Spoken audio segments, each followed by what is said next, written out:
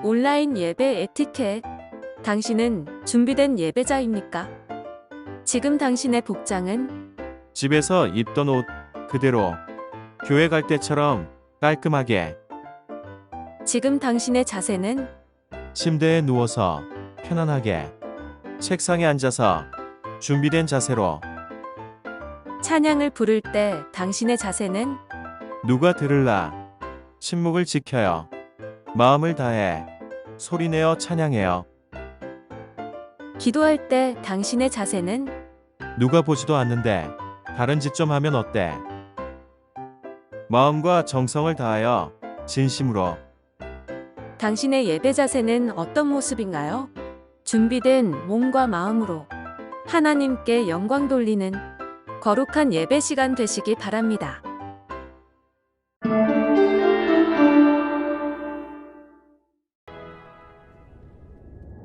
In the beginning was the Word, and the Word was with God, and the Word was God. He was in the beginning with God. All things came into being through him, and apart from him, nothing came into being that has come into being.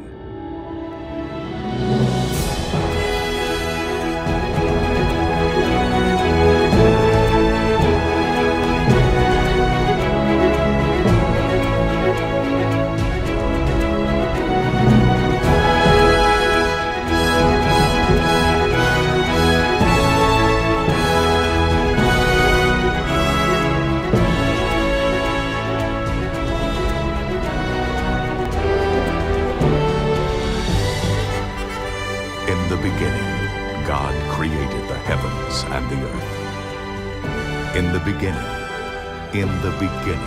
God created the heavens and the earth.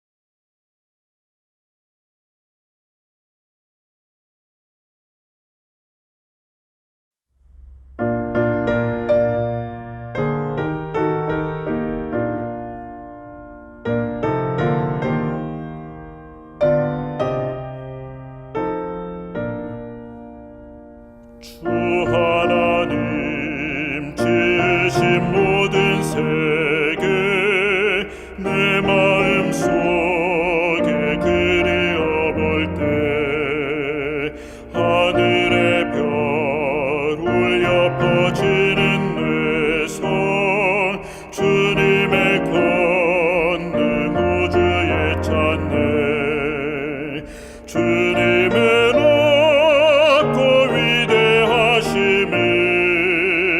내 영혼이 찬양하네 주님의 높고 위대하심을 내 영혼이 찬양하네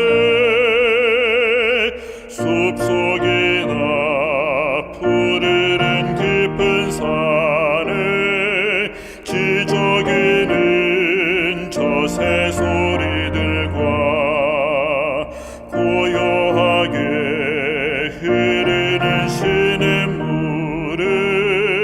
주님의 솜씨 노래하도다 주님의 높고 위대하심을 내 영혼이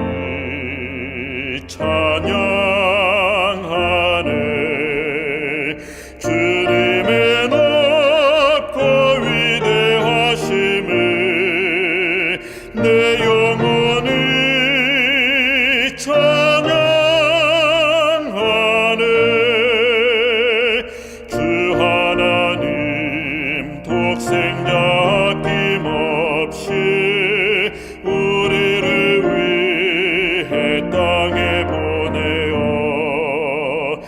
십자가에 피 흘려 죽게 하사 내 모든 죄를 구속하셨네. 주님의 높고 위대하심을 내 영혼이 찬양하네. 주님의 높고 위대하심을 내 영혼이 찬양하네. 내 주 예수 세상에 다시 올 때 저 천국으로 날 인도하리. 나 겸손히 엎드려 경배하며 영원히 주를 찬양하리라. 주님의 높고 위대하심을 내 영혼이 찬양하네. 주님의 높고 위대하심을 내 영혼이 찬양하네.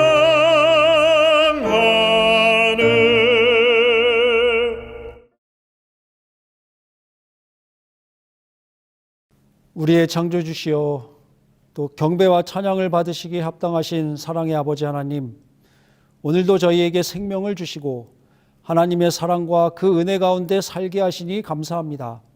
사경의 마지막 시간에 말씀을 펴서 대쟁투의 종결과 영원한 행복에 대하여 함께 살펴보고자 하오니 성령 하나님 함께 하셔서 하나님의 선하심과 하나님께서 우리를 위하여 예비하신 것들을 잘 이해하고 나누는 시간이 되게 인도하여 주시옵소서. 예수님 이름으로 간절히 기도합니다. 아멘. 여러분 안녕하십니까? 비록 화면이지만 사경회를 통해 여러분과 말씀을 나눌 축복을 주신 하나님께 감사드립니다. 어느덧 사경회의 마지막 시간이 되었습니다. 오늘은 육과 창조신앙과 구원, 영원한 행복에 대해 살펴보겠습니다. 육과를 통해 지금까지의 내용들을 간략하게 정리하면서 대쟁투의 종결과 또 하늘나라에서 누릴 영원한 행복에 대해 살펴보겠습니다. 먼저 하나님의 말씀 요한계시록 21장 1절로 5절의 말씀을 함께 찾아 읽겠습니다. 또 내가 새 하늘과 새 땅을 보니 처음 하늘과 처음 땅이 없어졌고 바다도 다시 있지 않더라. 또 내가 보매 거룩한 성 새 예루살렘이 하나님께로부터 하늘에서 내려오니 그 예비한 것이 신부가 남편을 위하여 단장한 것 같더라. 내가 들으니 보좌에서 큰 음성이 나서 가로되 보라, 하나님의 장막이 사람들과 함께 있음에 하나님이 저희와 함께 거하시리니 저희는 하나님의 백성이 되고 하나님은 친히 저희와 함께 계셔서 모든 눈물을 그 눈에서 씻기심에 다시 사망이 없고 애통하는 것이나 곡하는 것이나 아픈 것이 다시 있지 아니하리니 처음 것들이 다 지나갔음이로라. 보좌에 앉으신 이가 가라사대 보라, 내가 만물을 새롭게 하노라. 아멘. 대쟁투의 마지막 장면을 살펴보기에 앞서 먼저 대쟁투에서의 선과 악의 개념을 다시 한번 확인해 보고 또 대쟁투와 사랑의 순환, 또 대쟁투의 종결과 구원, 그리고 우리가 가게 될 하늘나라에 대해서 순서대로 살펴보겠습니다. 대쟁투는 선과 악의 싸움입니다. 그런데 사람들이 일반적으로 생각하는 선과 또 성경이 말씀하는 선은 매우 다릅니다. 일반적으로 사람들이 생각하는 선은 착한 일을 하는 것, 혹은 나쁜 일을 하지 않는 것, 또는 남에게 해를 끼치지 않는 것이 선이라고 생각합니다. 그래서 나는 법 없이도 살 사람, 또 내가 좋은 일을 많이 안 했어도 남에게 해는 끼치지 않았으니 나는 선한 사람이라고 인정받기를 좋아합니다. 그리고 나쁜 일을 하는 것, 범죄를 저지르는 것은 악이라는 것이 일반적인 악의 개념입니다. 하지만 성경은 특히 산상수훈의 예수님의 말씀을 살펴보면 선한 일을 하지 않는 것, 또 원수를 사랑하지 않는 것은 죄이며 하늘 아버지와 같이 온전하게 되는 것이 선이라고 말씀하고 있습니다. 더 정확히 말하면 하나님과 함께 할 때만 선이 있고 하나님과 멀어지면 선으로부터 멀어지기 때문에 죄의 영향 아래 있게 된다는 것입니다. 산상보훈 18페이지에 보면 이렇게 말씀하고 있습니다. 의인은 거룩하고 하나님과 같이 되는 것이다. 의인은 하나님의 율법과 일치되는 것이다. 의인은 사랑이며 사랑은 하나님의 빛과 생명이다. 이 산상수훈의 말씀을 보면 의, 즉 선은 하나님의 형상을 닮아가는 것입니다. 율법과 일치되는 것입니다. 그리고 사랑입니다. 그러므로 악은 하나님과 멀어져 가는 것, 또 율법과 일치되지 않는 것, 사랑이 아닌 것이 악의 개념이라고 볼 수 있는 것입니다. 그러므로 하나님을 떠나는 것, 또 하나님의 영광을 나타내지 못하는 것, 또 하나님의 뜻을 행치 않는 것은 악이요 죄라고 할 수 있습니다. 예수님께서 마태복음 19장 17절에서 젊은 청년에게 말씀하시기를 선한 이는 오직 한 분 하나님이시라고 말씀하셨습니다. 사람은 하나님의 선한 형상대로 창조되었지만 지금은 죄의 영향을 받아 이기적인 본성을 가진 존재가 되어 버렸습니다. 죄가 얼마나 심각하며 또 하나님의 형상을 얼마나 보기 싫게 만들 수 있는지를 인간의 모습을 보면 가장 잘 알 수 있습니다. 하나님의 형상과 품성으로 아름답고 완벽한 사랑을 가진 존재로 창조된 사람이 죄로 인해 그 마음의 생각, 즉 본성과 하는 일이 항상 악한 존재가 되어버린 것입니다. 그럼에도 하나님께서는 인간을 이기적인 본성에서 벗어나 다시 하나님의 형상을 회복시키기 위하여 이 대쟁투를 오랜 세월 허락하고 계십니다. 더 잘 순종하는 존재를 다시 새롭게 만드시는 것이 훨씬 더 쉬운 일이었을 텐데도 하나님께서는 이 인류를 포기하지 않으시고 다시 회복시키기 위하여 그 어렵고 긴 회복의 과정과 희생을 감수하고 계시는데 그 과정이 바로 선과 악의 대쟁투입니다. 우리는 구원을 고통과 불행이 없는 하늘에 가는 것으로 국한시킬 때가 많지만 하나님께서 진짜 관심이 있으신 부분은 우리를 하나님의 형상으로 변화시키고 다시 재창조하시는 것입니다. 이 대쟁투는 하나님께서 죄로 인해 이기적으로 변한 우리의 품성이 완전히 변화되어 하나님의 선한 형상을 가진 사람으로 다시 빚으시는 그런 과정입니다. 그러면 우리는 이 이기적인 본성을 어떻게 이길 수 있을까요? 우리가 이기적 본성을 이기는 방법은 우리의 이기적 본성을 다 감싸는 사랑을 경험할 때 가능합니다.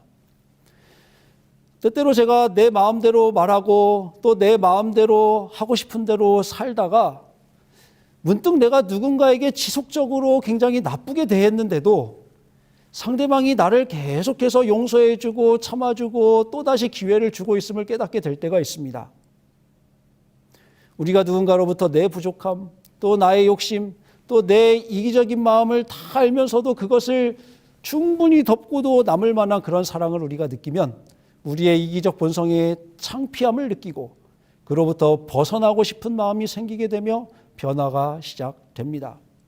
정로의 계단에는 이 비결과 과정에 대하여 명쾌하게 기록하고 있습니다. 우리는 우리의 마음을 변화시키거나 우리의 성품을 하나님의 성품처럼 만들 수는 없다. 오직 그분의 사랑이 우리의 성품을 변화시킬 것이다. 그런 사랑은 하나님께로부터 온다. 결국 하나님의 사랑은 우리의 성품을 바꾸고 우리의 감정을 지배하고 우리의 욕망을 제어해 준다. 우리의 마음의 변화는 오직 하나님의 온전하고 값없는 사랑으로 가능해집니다. 요즘 사람들이 법칙처럼 하는 말이 있습니다. 사람은 고쳐 쓰는 게 아니다. 그 말을 들을 때마다 참 서글픈 마음을 느끼며 아니라고 말하고 싶어집니다. 그러나 아무리 굳은 결심을 해도 변하지 않는 제 자신의 모습을 보면서 그 말이 진리인 것처럼 느껴질 때 저 또한 절망감을 느끼게 됩니다. 사실 이 말은 진실입니다. 누군가 하나님의 사랑, 예수 그리스도로부터 제공되는 온전한 사랑을 경험하기 전에는 이 말이 진실이 됩니다. 왜냐하면 오직 예수님의 사랑만이 사람을 변화시킬 수 있기 때문입니다. 사람은 변하지만 그 선천적인 본성을 이기는 일이 거의 불가능해 보이지만 누군가 예수님의 사랑을 경험하게 되면 변하지 않을 수가 없는 것입니다. 여러분, 우리는 어떻습니까? 우리는 도저히 고쳐 쓸 수 없는 사람입니까? 아니면 변화가 가능한 사람입니까? 예수님의 사랑이 우리의 마음속에 가득하게 되어 저와 여러분이 날마다 하나님의 형상을 닮아가게 되기를 간절히 소망합니다. 그분의 사랑은 십자가에서 우리에게 분명히 보여졌습니다. 십자가에서 보여진 하나님의 공의와 사랑은 하나님의 선을 드러내는 동시에 또 반면에 죄의 참혹함 그리고 그 죄가 얼마나 억지스럽게 많은 것들을 불행하게 할 수 있는지를 우리에게 보여줍니다. 죄 없으신 예수님께서 십자가에 그렇게 처참히 달리시는 그 모습을 통해 죄로 물든 이 세상이 우리를 어떻게 죄의 희생양으로 만들어가는지를 여실히 보여주고 있는 것입니다. 그러나 우리 예수님, 그 고통의 십자가를 자신의 큰 사랑으로 모두 다 덮으셨습니다.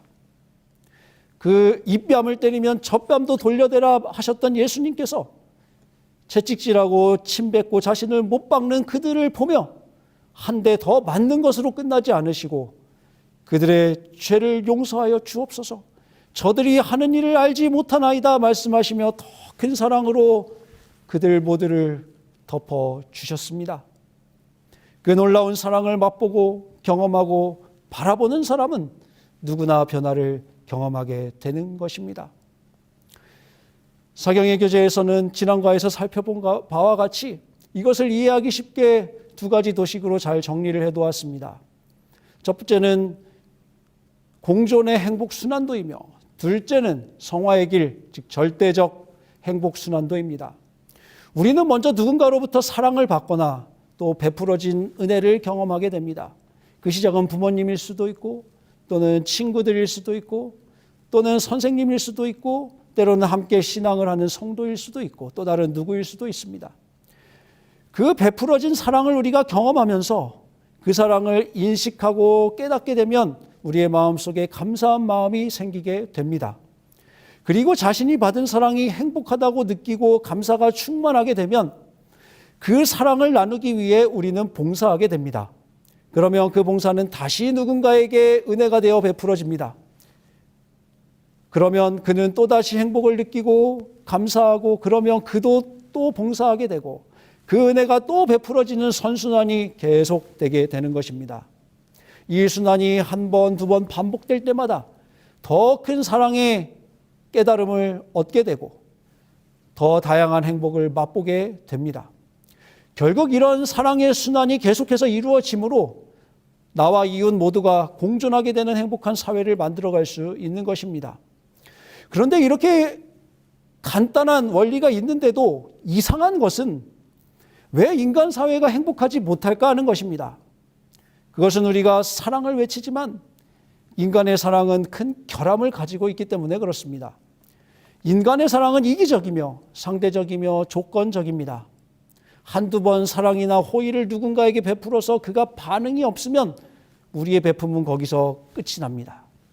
그리고 친절을 베풀어 봐야 저 사람은 안 된다고 포기합니다. 그러면 이 순환은 이루어질 수가 없습니다. 또한 인간의 이기적인 마음은 이 행복의 순환의 연결고리를 잘 끊어먹습니다.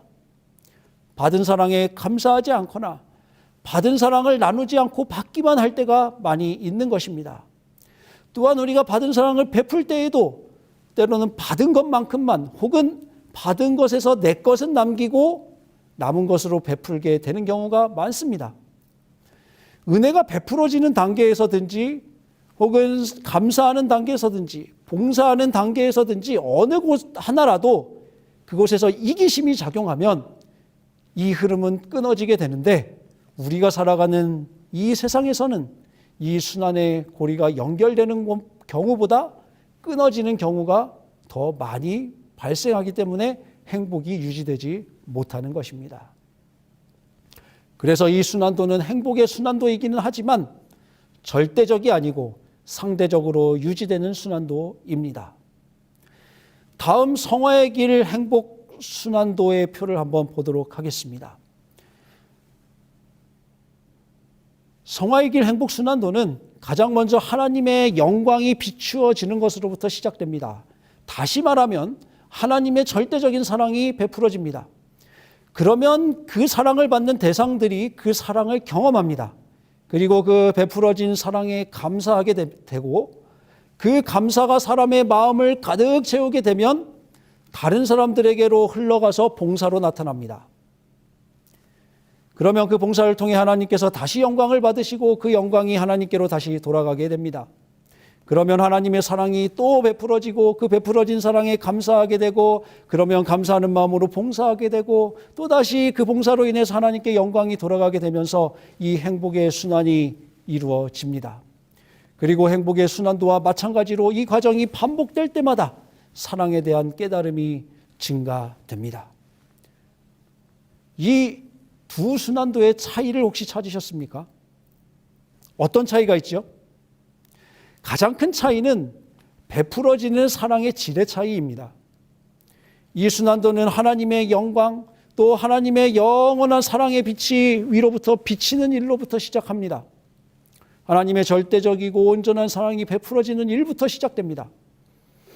하나님의 영원하고 변함없는 사랑이 베풀어지면 그 사랑을 경험하게 되고 그 베풀어진 은혜에 감사하게 되고 그러면 그들은 이웃을 사랑하고 봉사하며 세상의 빛이 됨으로 하나님께 다시 영광을 돌립니다. 그러면 그 영광은 다시 하나님께로 돌아가게 되는 것입니다. 이 과정이 반복될 때마다 우리는 하나님의 더 깊은 사랑으로 들어갈 뿐만 아니라 우리는 하나님과 더 깊은 관계를 맺게 됩니다. 이것을 성화의 길이라고 표현한 이유는 이 과정을 통해서 우리가 하나님을 닮아가는 회복의 과정, 즉 성화가 일어나기 때문입니다. 이 성화의 길 순환도와 또 공존의 행복 순환도의 가장 큰 차이는 베풀어지는 사랑의 질의 차이입니다.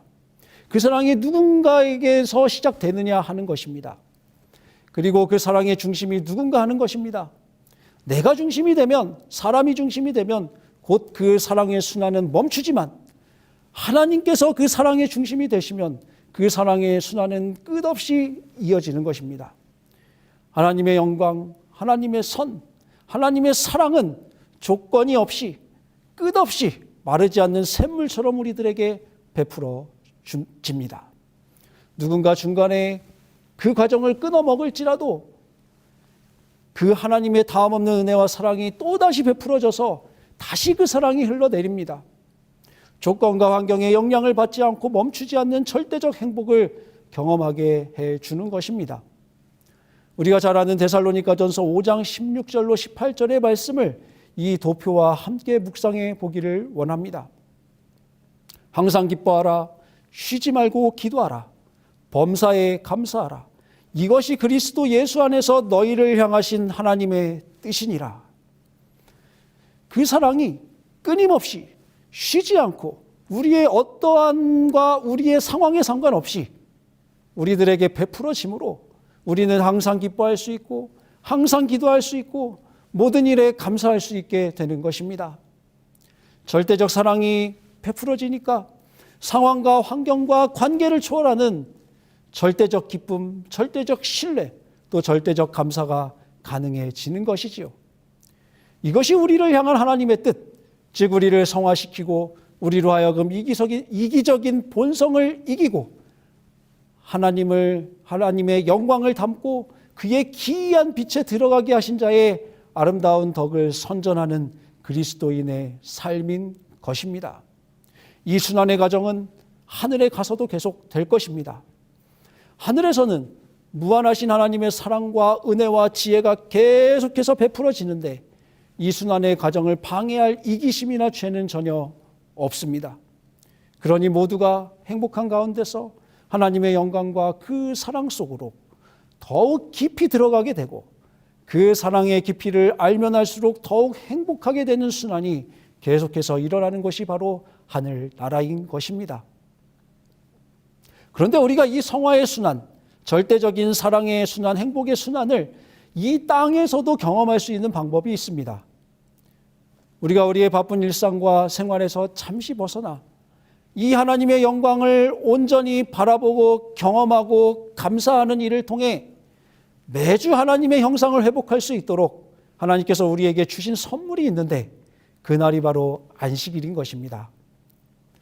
이 안식일에 우리는 세 가지 하나님의 말씀, 또 예수님의 십자가, 하나님께서 우리에게 베풀어 주신 창조 세계를 묵상하고 바라보는 일을 통해 창조주 하나님과 더 깊은 사랑의 관계, 또 성화의 단계로 나아갈 수 있게 됩니다. 그리고 그 충만한 하나님의 사랑을 확인함으로 우리는 감사가 충만하게 되고 그 행복을 다시 나누며 한 주일을 살아가게 되는 것입니다. 하나님께서는 이 대순환의 법칙을 이미 여러 형태로 우리들에게 보여주셨으며 또 우리에게도 이 법칙대로 살 것을 요구하고 계십니다. 영감의 말씀은 두 가지를 통해 이 법칙이 이미 우리들에게 베풀어지고 있다고 말씀합니다. 첫 번째는 예수님을 통해서 이 법칙이 베풀어지고 있습니다. 시대의 소망 21페이지에 있는 말씀입니다. 이 말씀들 가운데 우주의 생명의 법칙이 되는 대원칙이 제시되어 있다. 그리스도께서는 만물을 하나님에게서 받으셨다. 그러나 그분은 주기 위하여 받으셨다. 그것은 하늘 궁정에서도 그러하고 모든 피조물들을 위한 그분의 봉사에 있어서도 그러하다. 사랑하시는 아들을 통하여 아버지의 생명이 만물에게로 흘러나간다. 또한 아들을 통하여 그것은 찬양과 기쁨의 봉사로 사랑의 조수처럼 만물의 대근원이신 분께로 다시 돌아온다. 그리하여 그리스도를 통하여 자해의 순환이 완전히 이루어지며 크신 시여자의 품성, 곧 생명의 법칙을 드러낸다.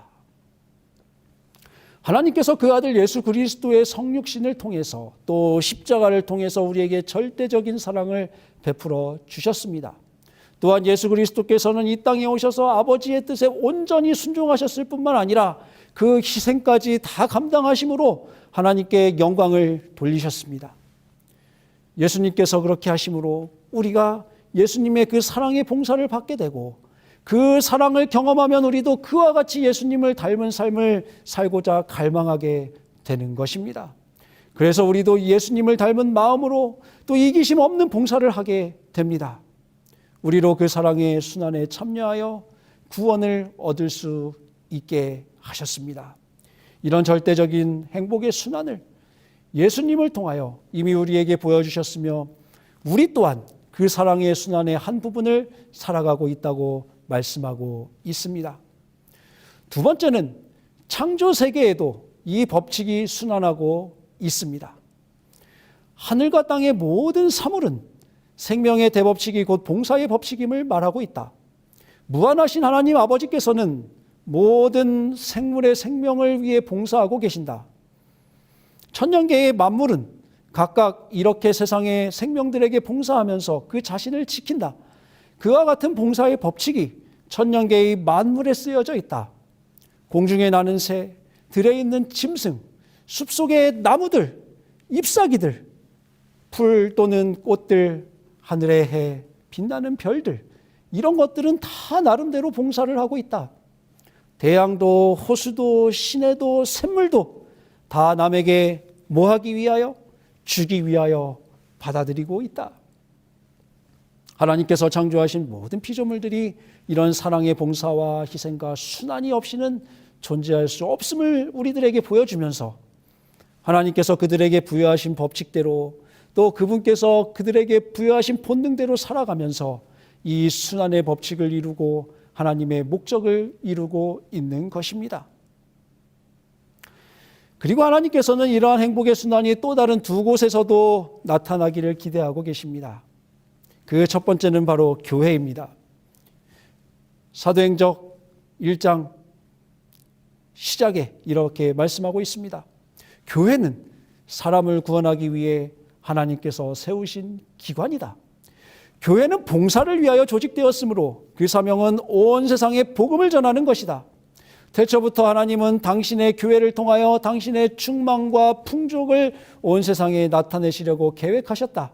교인들은 하나님의 영광을 나타내어야 한다. 교회는 하나님의 사랑이 가장 완전하게 나타날 것이다. 교회 또한 그런 행복의 순환의 매개가 되도록 하나님께서 계획하셨습니다. 저와 여러분이 섬기는 우리의 교회가 이렇게 되기를 간절히 소망합니다. 코로나19로 인해 마음대로 교회를 드나들거나 봉사할 수가 없게 되었습니다. 그러나 우리가 교회에 출석할 수 없다고 움츠려만 있을 것이 아니라 우리의 도움과 위로가 필요한 가정들에게 전화를 하고 또 신앙적 유익을 주고 또 그들의 필요를 어떻게 공급해 주는 일을 할 수 있을지를 기도하며 지혜를 구해야 할 것입니다. 사단은 이 코로나19라고 하는 이 절호의 기회를 통해 우리가 하나님을 경배하고 예배하는 일을 등한히 하게 되기를 원하고 있습니다. 그러나 이 시간은 우리의 가정이 예배로 회복되는 시간이 되어야 합니다. 뿐만 아니라 서로를 돌보고 봉사하고 사랑하며 이루어지는 이 순환이 불편하고 필요 없는 것이 되기를 사단은 갈망하고 있습니다. 그래서 우리가 나 자신만의 행복을 위하여 사는 것이 우리의 습관이 되기를 원하고 있습니다. 그러나 우리는 그런 습관이 생기지 않도록 더 깨어 기도해야 합니다. 때로 어떤 사람은 나는 교회에 나가지 않아도 신앙생활을 잘 할 수 있고 문제가 없다고 생각하기도 합니다. 신앙생활을 오래 해온 분들에게는 맞는 말일 수도 있습니다. 그러나 영감의 말씀은 분명히 우리들에게 말씀하시기를 교회는 내 신앙을 위해 조직된 것이 아니라 구원과 봉사를 위하여 조직되었다는 사실을 우리에게 말해주고 있습니다. 우리 또한 누군가의 희생과 봉사가 있었기에 지금 이 신앙의 자리에 있음을 기억해야 하는 것입니다. 만일 교회가 없었다면 내가 지금 이 신앙의 위치에 있을 수 있었겠습니까? 그러므로 주님의 피로 사신 사랑하는 저와 여러분의 교회가 또 하나님의 교회가 이런 행복의 순환의 매개가 될 수 있기를 주님의 이름으로 축원합니다. 그리고 이러한 행복의 순환은 또한 두 번째로 남은 자손의 삶을 통해서 나타나야 합니다.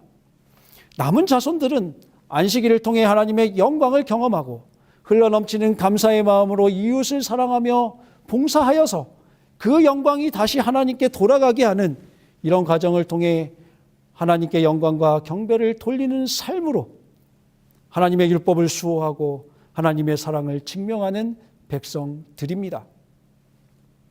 우리에게 선물로 주신 안식일은 바로 이 큰 대순환에 우리가 전적으로 참여하는 날입니다. 죄가 없는 하늘과 온 우주에서 이루어지는 이 사랑의 대순환을 경험하는 날이 바로 안식일입니다. 이제 안식일 첫 시간이 또 시작되었습니다. 이 안식일을 하나님의 영광을 경험하고 그 넘치는 사랑을 이웃과 나누는 행복한 시간으로 삼으시게 되시기를 간절히 바랍니다. 우리 사랑하는 재림 성도들의 삶이 이런 사랑의 대순환을 날마다 이루어감으로 하나님을 닮아가는 성화의 가정에서 매일매일 성장하며 세상에 빛이 되는 사명을 다하게 되시기를 간절히 바랍니다. 이제 대쟁투를 간단하게 정리해 보겠습니다. 대쟁투는 죄와 함께 시작되었는데 그 죄는 하늘에서 천사장 루스벨의 이기심으로부터 시작되었습니다. 이 싸움의 중요한 쟁점은 하나님은 사랑이신가? 하나님의 율법은 과연 지킬 수 있는 것인가? 또한 하나님의 법은 정말로 온 우주를 행복하게 하는가 하는 것입니다. 사단은 하나님의 계명은 지킬 수 없는 것인데 하나님께서 그것을 우리에게 요구하시므로 하나님은 사랑이 아니라고 주장합니다. 그리고 율법은 변경되어야 한다고 주장합니다. 또한 사단은 때로 하나님의 공의만 강조하여 하나님을 무서운 하나님으로 오해하게 하고 또 때로는 반대로 사랑만 강조하여 율법을 무효한 것으로 만들려고 노력하고 있습니다. 그러나 하나님께서는 십자가에서 공의와 자비가 어떻게 함께 이루어지는지를 정확하게 보여주셨습니다. 또한 시대를 따라 선지자들과 하나님의 편에 굳게 서는 남은 자손들을 통하여 구속의 역사를 이루어 오신 것처럼 이 대쟁투의 마지막 장면에서도 그분의 남은 자손들을 가지고 계십니다. 그리고 그 남은 자손이 안식일을 통해 하나님의 계명을 지키면서도 행복하고 또 하나님과 사람을 함께 사랑하면서 사랑의 대순환이 끊임없이 일어나는 가운데 하나님께로 영광이 되돌아가고 또 그의 백성들은 하나님의 위대한 선과 행복 속으로 들어가도록 하는 그 마지막 기별을 외치는 사명을 부여해 주셨습니다. 새 천사의 기별의 핵심은 하나님의 심판의 시간이 이르렀으므로 다시 창조주 하나님과 이웃을 사랑하는 일을 통해 하나님께 경배와 영광을 돌리라고 하는 것입니다. 그리고 지금은 아무리 이 세상이 좋아 보일지라도 악은 곧 무너질 것이므로 죄의 백성으로 죄 속에서 살다가 짐승의 표를 받지 말고 하나님의 백성으로서 하나님의 인을 받는 백성이 되라는 것입니다. 사단은 진화론을 비롯한 여러 사상으로 자신의 세력을 확장하고 또 그것을 통로로 하여 하나님의 남은 자손들을 핍박하고 그 남은 자손이 가진 사상도 오염시키려 애를 쓰고 있습니다. 그리고 이 공격은 예수님이 다시 오심이 가까움에 따라 더욱더 극심해질 것입니다. 우리가 이런 시대에 살지만 우리는 성령 하나님의 인도하심과 도우심으로 하나님의 인인 안식일을 통해 하나님의 율법을 수호하고 또 하나님의 구속의 계획을 완성시키는 사명을 완수할 것입니다. 이것은 십자가에서 이루어진 사랑과 공의의 1차 증명과 함께 하나님의 율법과 사랑과 공의의 2차 증명이 될 것이고 이 대쟁투의 마지막 싸움이 될 것입니다. 우리 사경의 교재에 새천사의 기별을 아주 잘 요약해 놓았습니다. 새천사의 기별은 하나님의 절대적인 사랑의 본성과 율법이 영원 전부터 온 우주를 행복하게 하였고 또 영원한 미래의 시간에도 영원히 우리를 행복하게 한다는 것을 온 우주 거민들 앞에서 증명하는 기별, 곧 영원한 복음이다. 이 복음이 선포되고 거기 하나님의 남은 자손이 굳게 섬으로 대쟁투는 끝자락에 다다르게 됩니다. 그리고 우리가 그토록 기다리던 예수님께서 영광 중에 다시 오십니다. 그리고 최후의 심판의 여러 장면들과 함께 사단과 악은 제거되고 대쟁투는 막을 내리게 될 것입니다. 선과 악의 대쟁투의 전쟁터는 이 지구였지만 그 결말은 온 우주에서 죄를 제거하시는 일로 막을 내립니다. 왜 이렇게 기나긴 대쟁투가 필요했을까요? 이 대쟁투의 기간이 조금만 더 짧았다면 우리는 좀 덜 고통스러울 수 있지 않았을까요? 그 이유에 대하여 부조와 선지자는 이렇게 말씀합니다. 하늘 거민들과 온 세계 앞에 하나님의 정부는 공의로우며 그분의 율법은 완전하다는 것을 증명할 필요가 있었다. 사탄은 자신이 우주의 행복을 증진하려고 노력하고 있는 것처럼 보이게 하였다. 그러므로 이 횡령자의 참 성질과 그의 진정한 목적을 온 세계가 이해하지 않으면 안 된다. 그가 자신의 악한 행위로 자신의 정체를 드러내도록 시간이 주어져야 하였다. 무궁한 세대를 통한 온 우주의 복지를 위하여 사단이 그의 원칙들을 더욱 충분히 발전시켜서 하나님의 정부에 대한 그의 비난을 모든 피조물들이 바른 시각에서 볼 수 있도록, 그리고 하나님의 공의와 자비와 그리고 그분의 율법의 불변성에 대하여 영원히 조금도 의심의 여지가 남지 않도록 해야만 했다. 그것은 하나님께서 지으신 모든 피조물들의 행복이 그분의 정부의 존재와 밀접한 관계가 있다는 것을 증거할 것이다. 이와 같이 하여 이 무서운 반역의 경험의 역사는 모든 거룩한 존재들에게 영원한 안전장치가 되어 저들이 범죄의 본질에 관하여 속임을 당하지 않도록 하며 범죄하거나 그 죄의 형벌을 당하지 않도록 지켜줄 것이었다. 하나님께서 죄를 심판하시는 것이 얼마나 공의로우신지, 그리고 그 속에 얼마나 큰 사랑이 담겨 있는지 온 우주가 확인하게 될 것입니다. 또한 그 누구도 우리의 구원과 또 죄의 정죄에 대한 하나님의 심판에 이의를 제기할 수 없도록 추호의 의혹도 남지 않도록 하시기 위해 이 모든 과정과 시간이 필요했던 것입니다. 비록 예수님께서 더디 오시는 것 같고 이 대쟁투가 끝날 때가 되었는데도 끝나지 않는 것처럼 느껴질 때도 있지만 이 모든 과정 하나하나가 하나님의 시간표에 의하여 하나씩 이루어지고 있는 것입니다. 이 모든 일이 이제는 속히 이룰 것입니다. 그리고 대쟁투는 곧 끝나게 될 것입니다. 그 시간이 오기까지는 우리는 잠깐 남은 자손으로서의 사명을 잘 감당하며 인내로서 우리 앞에 당한 경주를 경주해야 하겠습니다. 저는 과학관에 와서 사역을 하면서 하늘에 대한 궁금증이 참 많아졌습니다. 하늘을 매우 그리워하게 되었습니다. 창조세계에 펼쳐진 하나님의 작품들을 하나하나 깊이 들여다볼 때에 알게 되는 것들도 참 많이 있지만 알게 되는 것이 한 가지면 궁금하게 되는 것이 10가지가 생겨납니다. 틈만 있으면 자라나는 풀들, 또 시기가 되면 어김없이 향기를 풍기는 꽃들, 아름다운 수목들, 이 모두를 있게 하고 지탱해주는 땅과 그 속의 돌들, 또한 하늘을 두루마리 삼아 하나님은 사랑이라고 하늘에 기록하며 우아하게 날개짓을 하며 날아다니는 새들, 그리고 어두운 밤에도 우리에게 희망과 위로를 주는 하늘의 수많은 별들, 그것들을 하나하나 볼 때마다 제 마음은 너무나 행복합니다. 그러나 그것들이 스스로 그렇게 존재하지는 않습니다. 불 한 포기도 거기에 나서 자라도록 하나님께서 입히셔야 합니다. 하늘의 모든 전체도 그분의 유지하는 힘이 매 순간 작용해야 합니다. 사람들은 이 땅이 45억 년에 걸쳐서 스스로 생겨났다고 말하고 믿고 있습니다. 그러나 사실 그것도 진화론의 수많은 가설들을 증명해내야 하기 때문에 실제로는 그보다 더 많은 시간이 걸리거나 가능하지 않을 가능성이 더 높습니다. 그러나 우리는 어쩌면 여기서 창조신앙의 진수를 발견하게 되는데, 이렇게 스스로 생겨나려면 수십억 년이 걸려도 가능할까 말까한 이 일을 하나님께서는 단 한순간에 한마디 말씀으로 창조하실 수 있다는 것입니다. 그것도 완벽하게 종류별로 자신의 형상대로 그렇게 만드실 수 있다고 하는 것입니다. 이 믿음은 오히려 너무 단순하고 확실해서 이것을 믿는 사람들이 바보 취급을 당하고 있습니다.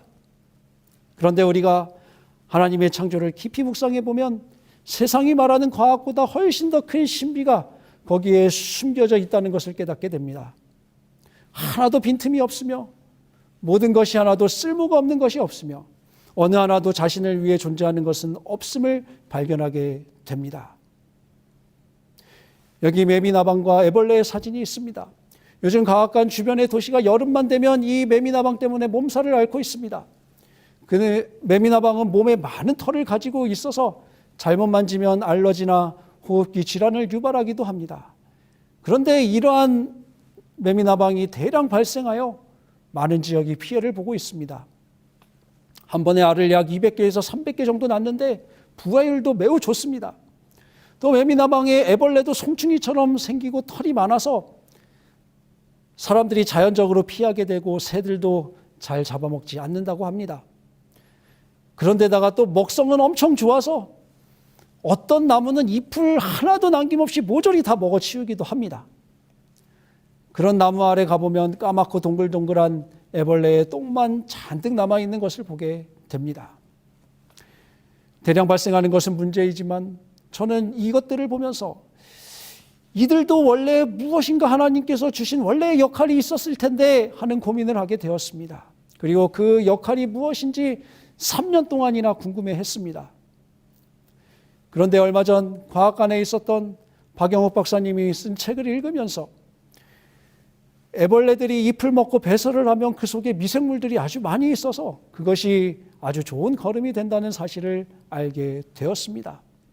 또한 새들이 먹을 것이 부족해지면 매미나방과 애벌레도 새들에게는 식량이 된다는 것을 알게 되었습니다.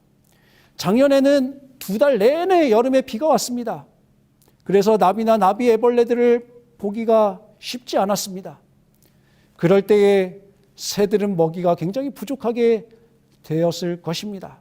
그럴 때에 이 애벌레가 평소에는 그들의 밥이 되지 않지만 또 새들이 어려울 때에 그들의 먹이가 되어 또 그들을 살게 하는 역할을 하기도 하는 것입니다.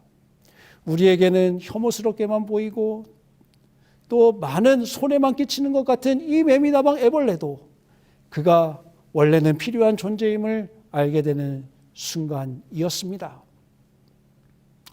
여기에 환삼덩굴의 사진이 있습니다. 줄기와 잎에 잔가시가 매우 많이 나 있어서 살이 쓸리면 정말 아프고 기분이 나쁩니다. 그리고 어디서든지 너무 잘 자랍니다. 그래서 이 환삼덩굴은 농사를 어렵게 하거나 또 우리 집 주변에 너무 많이 자라서 우리의 골치를 아프게 합니다. 화단 주변으로 무성하게 자란 이 환삼덩굴을 제거하다 보면 이런 식물은 없으면 참 좋겠다는 생각을 하게 됩니다. 그러나 이 환삼덩굴은 겨울철에 박새와 곤줄박이 같은 새들에게 아주 중요한 식량이 되어 줍니다. 또한 봄과 여름에는 붉은 머리 오목눈이나 동박새의 집을 짓는 데 아주 좋은 재료로 사용되기도 합니다. 어느 날 천문대에서 교육을 준비하고 있는데 갑자기 하늘다람쥐 한 마리가 후다닥 튀어 들어왔습니다. 너무나 예뻐서 하던 일을 멈추고 그 하늘다람쥐를 한참을 따라 다녔습니다. 그를 바라볼 때에 그의 생김새가 너무나 예뻐서 그 눈 속으로 제가 퐁당 빠져버리는 줄 알았습니다. 저는 이러한 것들을 하나하나 볼 때마다 죄로 인해서 망가진 세상도 이렇게 정교하고 아름답고 저마다의 역할이 있는데 하나님께서 원래 우리를 위하여 만드신 저 하늘나라는 도대체 어떤 곳일까? 그것이 매우 궁금해졌습니다. 그것이 너무너무 궁금해서 나는 하늘나라에 꼭 가야겠다는 생각을 하게 되었습니다. 여러분, 하늘은 어떤 곳일까요? 과일을 좀 따먹고 정원을 가꾸면서 사는 곳일까요? 우리는 새하늘과 새 땅에 가면 무엇을 하게 될까요? 저는 참 기대가 많이 됩니다. 궁금한 것이 너무 많아요. 하늘에는 정말 꽃이 시들지 않을까요? 꽃이 져야 열매를 맺을 텐데 그러면 하늘에는 꽃과 열매가 따로 생기나요? 저는 바다를 정말 좋아하는데 하늘에는 바다가 정말 없을까요? 그리고 저는 눈을 정말 좋아하는데 하늘은 다 살기 좋게 온화한 날씨일까요? 아니면 어느 별에는 얼음왕국도 있을까요? 지구에서는 어떤 곳에 아주 우뚝 서 높은 산들이 있어서 그것들이 아주 멋있어 보이는데 하늘에도 산이 있을까요? 그 산은 얼마나 높을까요? 또한 우주에는 얼마나 많은 별들이 있을까요? 또 우리가 그림으로 많이 상상하지만 예수님의 진짜 모습은 어떤 모습일까요? 예수님의 음성은 어떠할까요? 지구의 나이는 진짜로 몇 살일까요? 유치원생들이 궁금해할 만한 행복한 궁금증들이 저의 마음속에는 가득합니다. 분명한 것은 우리가 무엇을 상상하든 하늘나라는 그 이상이 될 것이라는 사실입니다. 그것을 상상하여 볼 때에 하나님이 자기를 사랑하는 자들을 위하여 예비하신 모든 것은 눈으로 보지도 못하고 귀로 듣지도 못하고 사람의 마음으로 생각지도 못한다 하신 그 말씀을 되뇌어 보게 되는 것입니다. 신기한 것은 하늘에 대하여 궁금한 것이 많으면 많을수록 예수님께 대하여 궁금한 것이 많아지면 많아질수록 제 마음은 예수님을 더욱 만나기를 기대하게 되고 하늘을 사모하게 된다는 사실입니다.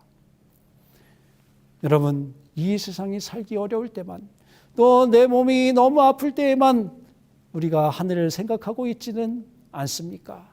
그럴 때에만 하늘을 생각할 것이 아니라 시시때때로 우리에게 베풀어 주신 그 모든 것들 하나하나를 통해 예수님을 묵상하고 그 예비하신 곳이 어떤 곳인지를 상상해 보게 되시기를 바랍니다.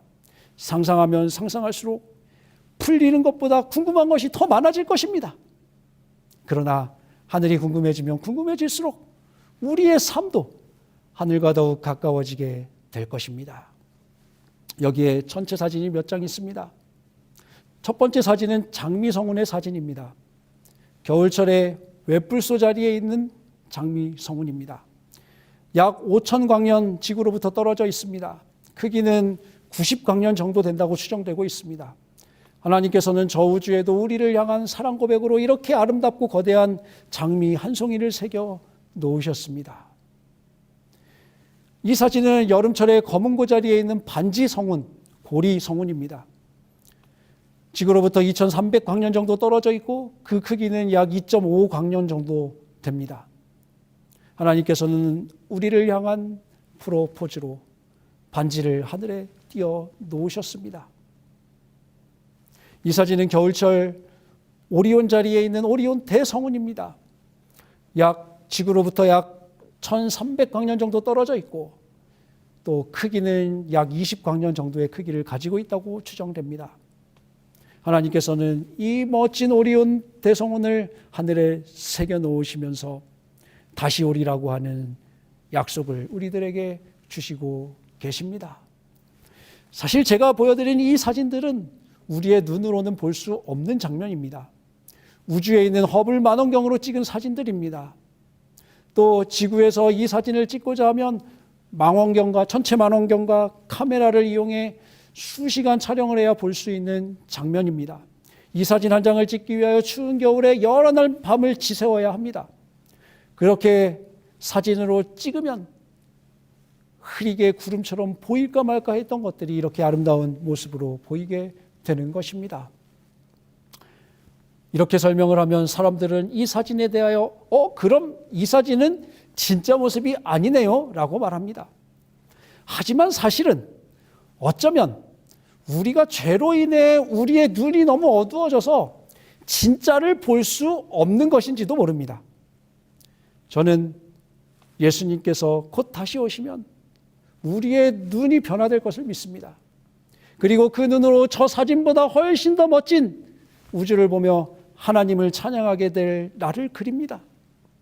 그날이 오면 우리의 눈은 변화할 것입니다. 우리의 귀도 변화될 것입니다. 우리의 입과 입술도 변화될 것입니다.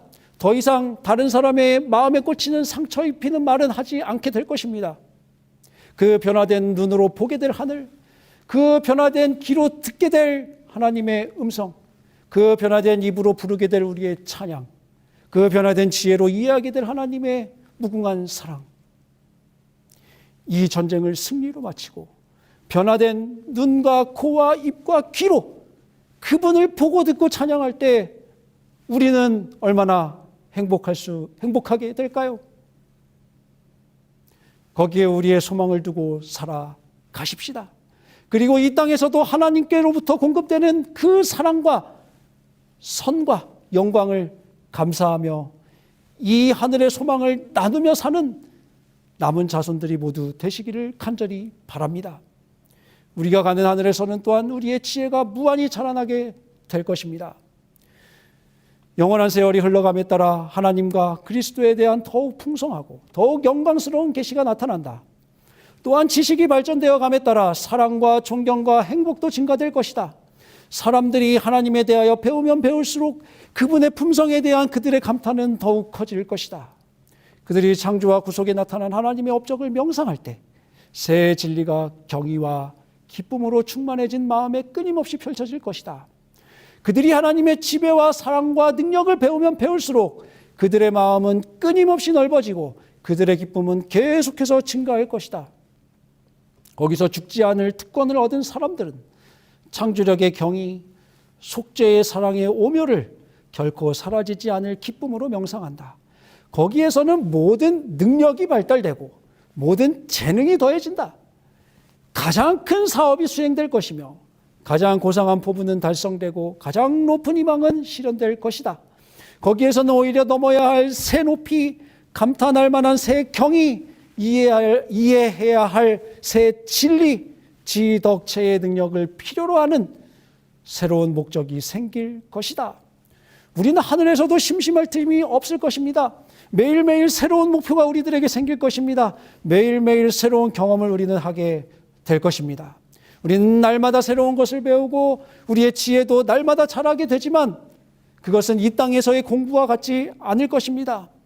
시험도 없고 또 머리카락이 다 빠져가면서 논문을 쓰지 않아도 될 것입니다. 그럼에도 우리의 지혜는 계속해서 성장하게 될 것입니다. 우리가 하나님의 지혜와 그분의 능력을 아는 지식을 아무리 터득할지라도 거기에는 언제나 무한대가 남아 있다. 하나님의 무한한 지혜로부터 매일매일 배우기 때문에 우리의 지혜는 계속해서 자라나게 됩니다. 그 사랑과 지혜가 영원히 자라면서 우리의 행복도 영원히 커지게 되는 것입니다. 대쟁투는 끝났다. 죄와 죄인들은 없어졌다. 온 우주는 깨끗해졌다. 오직 조화와 기쁨의 맥박만이 온 우주의 만물들을 통하여 고동한다. 생명과 빛과 환희가 만물을 창조하신 분에게서 끝없이 넓은 우주로 퍼져 나간다. 작은 원자로부터 가장 큰 세계에 이르기까지 만물은 생물체와 무생물체를 막론하고 조금도 흠이 없는 아름다움과 완전한 기쁨으로 하나님은 사랑이시라고 선포한다. 이제 2021년 사경의 모든 시간을 정리하면서 우리가 이 사경에 참여하면서 해야 할 중요한 질문을 하나 하겠습니다. 그것은 나는 남은 자손의 정체성으로 살고 있느냐 하는 것입니다. 이 남은 자손의 정체성을 살펴볼 때에 나는 과연 남은 자손이 맞는가 하는 질문을 우리는 이제 우리 스스로에게 해보아야 하는 것입니다. 우리가 교회에 속해 있으니까 아니면 이 제7일 안식일 예수 재림교회라고 하는 이 집단 자체가 자연스럽게 남은 무리가 되는 것은 아닙니다. 성경은 어떤 특정한 무리를 지칭하고 있지 않습니다. 오히려 우리가 살펴본 바와 같이 세천사의 기별을 선포하며 그 선포되는 말씀대로 이 정체성대로 사는 자들이 진짜 남은 자손들인 것입니다. 진화론과 물질 만능주의와 이기심으로 물들어 하나님을 무시하는 이 시대에 모든 이론을 파하며 하나님을 대적하여 높아진 모든 것을 사로잡아 그리스도께 복종케 하는 남은 무리의 사명을 잘 감당할 수 있기를 예수님의 이름으로 축복합니다. 하나님을 사랑하고 이웃을 사랑함으로 하나님께 영광을 돌리며 안식일을 통하여 그분의 율법과 사랑을 옹호하는 생애를 우리는 살고 있습니까? 안식일과 또 예수님의 십자가와 또 하나님께서 베풀어 주신 창조 세계를 통해 하나님의 영광을 우리는 충분히 묵상하고 바라보며 살고 있습니까? 사랑의 대순환이 이루어지도록 이기심 없는 사랑으로 감사하며 봉사하며 매일매일을 살고 있습니까? 우리의 사상과 삶은 무화적인 이기심 없는 창조 사상입니까? 아니면 이기적인 그리고 경쟁으로 살아가는 진화 사상입니까? 우리의 한 해의 삶이 매일매일 하나님의 영광을 바라보며 또 나누는 삶이 되기를 간절히 바랍니다. 그래서 하나님께서 주신 이 귀한 사명 우리가 함께 감당하고 머지않아 우리의 소망 되신 예수님께서 다시 오시면 내가 만물을 새롭게 하노라 선포하시는 그 주님의 음성을 우리 모두가 함께 듣게 되시기를 간절히 바랍니다. 그분 앞에 착하고 충성된 종으로 우리 모두가 함께 설 수 있기를 기대합니다. 이 새해 하나님의 크신 은혜와 능력이 우리 모든 재림 성도의 가정에 충만하게 임하시기를 간절히 바라며 사경의 모든 말씀을 마치겠습니다. 사랑의 아버지 하나님, 우리를 남은 자손 삼아주심에 감사드립니다. 우리에게 하나님의 크신 영광과 깊은 사랑을 알게 해 주심을 감사합니다. 우리를 다시 하나님의 형상으로 회복시키기 위하여 수많은 일들을 지금도 행하시니 그 은혜를 감사합니다. 우리에게 귀한 하늘 소망을 주시니 감사합니다. 저희가 오늘도 하나님의 남은 자손으로서 부끄러움 없이 담대하게 서기를 원합니다. 성령 하나님, 우리를 도와주셔서 우리가 하나님의 사랑과 그 율법의 온전함을 드러내며 날마다 예수님을 닮아가는 남은 자손이 되게 도와주시옵소서. 우리 또한 예수님을 닮은 모습으로 살아가는 하나님의 영광의 빛이 되게 도와주시옵소서. 예수님의 이름으로 간절히 기도하옵나이다. 아멘.